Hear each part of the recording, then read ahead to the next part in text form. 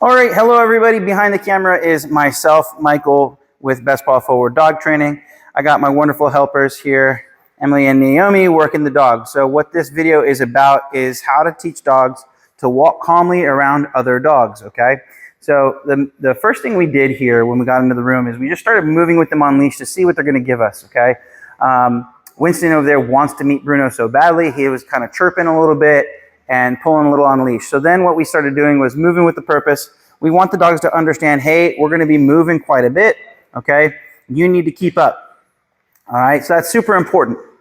And what it does is it gets them in rhythm with us. So we're targeting a reward on basically our seam line of our leg, okay? One thing to do to get dogs used to other dogs on walks is to do it frequently. Ideally, if you have known dogs in your neighborhood that you can work with, that's great, okay? So then you create kind of not a strangeness all the time. If you don't, no big deal, but you want them to understand they're gonna see dogs, it's not a big deal, okay? So normalizing that is very important, okay? So you can see how Naomi's keeping Winston on her right side. If he gets too far ahead like that, I want her to stop, get him back on the side, and reward him for being on the side, okay? That's what we're gonna do there, all right? You don't want them learning they can pull you wherever they want to go, okay? It's very important that they learn if they're pulling, they're gonna be stopped, they're gonna be put back into place and reinforced for staying in that place in relationship to our body. And I picked that, like I said, I picked that one point, my seam line, usually on my right or left side. That's where they're gonna be delivered the reinforcement every single time, okay? This is how they learn. This is the good place to go back to.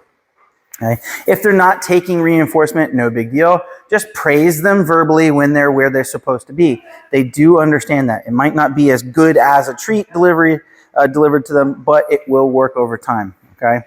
So stick with it, be consistent. Consistent rules here are very important, okay? So right now, they're both kind of really calm on leash. I'm gonna go ahead and have them meet. Emily, go ahead and turn around, have them briefly meet each other, and then just go about your walk as normal, okay? So we can see how they're kind of, Winston's excited. He's pulling a little bit to get over there. Bruno's saying hello. He's such a good boy.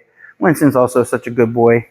Okay, nice and calm. Tell them let's go and go separate ways, and then encourage them and reinforce them for moving with you. Okay, and just walk away. Very matter-of-factly. Good, very good. Keep about the laps. We'll do about one more lap. We'll do one more greeting, and then we'll call this video a success. I'm very happy with how they're doing here. Okay. You can see how now Bruno's a little more excited. He's like, whoa, wait a minute, I got to say hi to my buddy, okay? But we want them to learn the proper way to greet, and that way is to walk with their handler, be calm. The approach will be given only based off of good behavior, not taken from pulling and barking and lunging, okay? We need to teach them that etiquette. It's so important, okay? Go ahead and have them greet one more time for about 2 seconds. Off, good. And then walk them away. Okay. Say hello. Good. Good boys.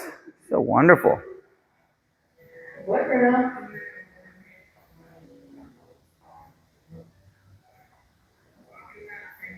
Very nice. Nose to nose greeting, and then they go nose to butts. That is the normal way they greet. Now, go ahead and Naomi, come on this side so you don't get crossed up leashes. Okay, good.